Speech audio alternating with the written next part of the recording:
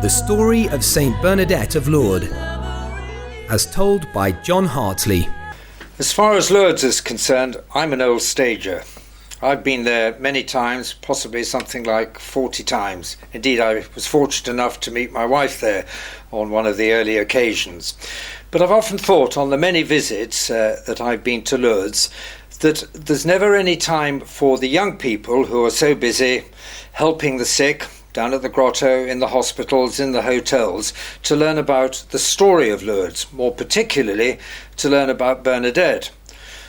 Of course, when you, the young people, are down in the grotto, you appreciate that Our Lady is said to have appeared 18 times to little Bernadette, and you appreciate that a miraculous spring was discovered there.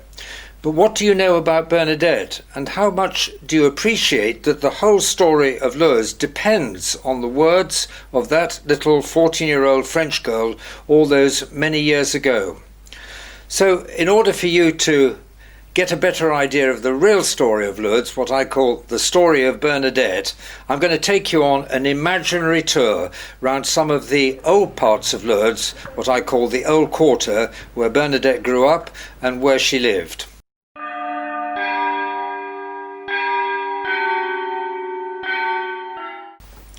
The first place I'd like to take you to, in my imagination, is the Bowley Mill. This was the home of Bernadette and her parents and her siblings from 1844, when Bernadette was born, to 1854, when, as I shall be explaining later, Bernadette and her family were forced to leave the Bowley Mill. It's a lovely old place which you can see to this day. Of course, it's been restored somewhat, and so it's in slightly better condition today, probably, than it was in the olden days. But this is where Bernadette grew up, with her younger sister Toinette, with her two brothers Jean-Marie and Justin. She was so happy there, though the life was indeed tough and everybody had to work very hard, that she would describe it as the Mill of Happiness. And what made her particularly happy was that periodically she was able to go away to the country for 2 or 3 days, or sometimes 2 or 3 weeks, to a little village called BARTRÈS, where she would work for an old nurse of the family with the pigs and the sheep and doing domestic chores. Lourdes, of course, was a somewhat unhygienic place, a little bit claustrophobic, whereas BARTRÈS was a lovely place which we can visit sometime out in the country. So Bernadette went there periodically and then would come back and stay with her parents in Lourdes. Of course, Bernadette was a Catholic. Everybody in Lourdes in those days, I expect most people in France were Catholics in those days. And being a good Catholic, she carried around her rosary with her, which was an important factor in the apparitions which I shall be telling you about later.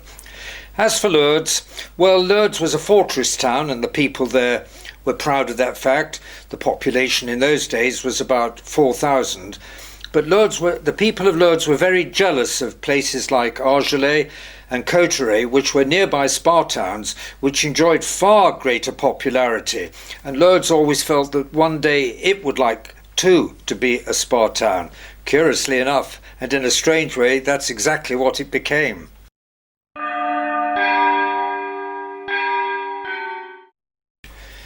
Then, in 1854, when Bernadette was just 10 years old, a series of disasters struck the Soubirous family.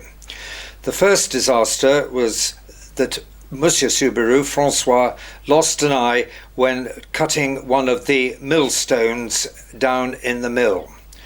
And as if that wasn't bad enough, he found himself a year later unable to pay the rent that he had to pay for the mill, because remember, they didn't own the mill, it was tenanted.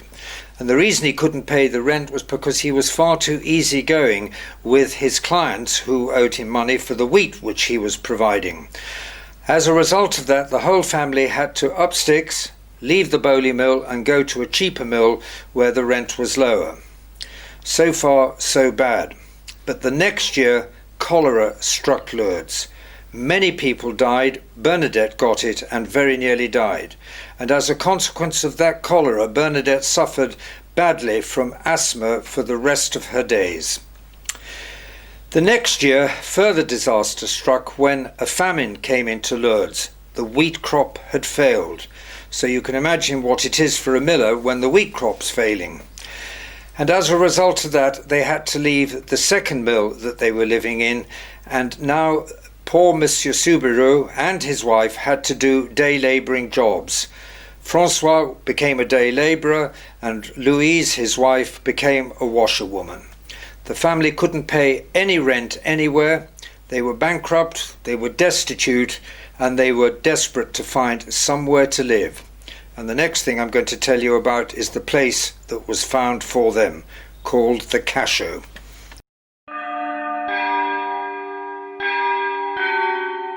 So, when disaster strikes, you always need a helping hand, and the Soubirous found it in a cousin, a lady cousin, who happened to own a funny old place in the centre of Lourdes called the CACHOT.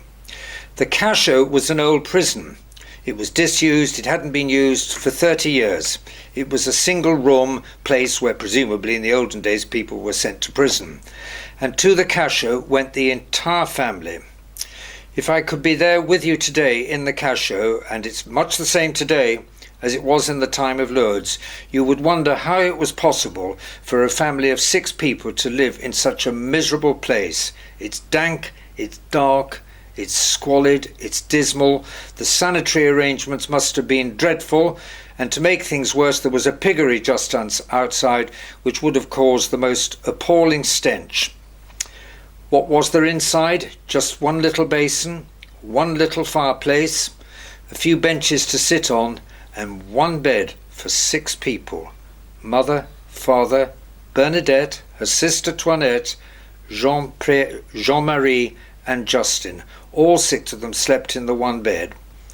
So it was pretty awful for them, to say the least. What made matters even worse was that they had no money to buy food, and they had no money to buy wood and material for their fire. Even there they had to be helped.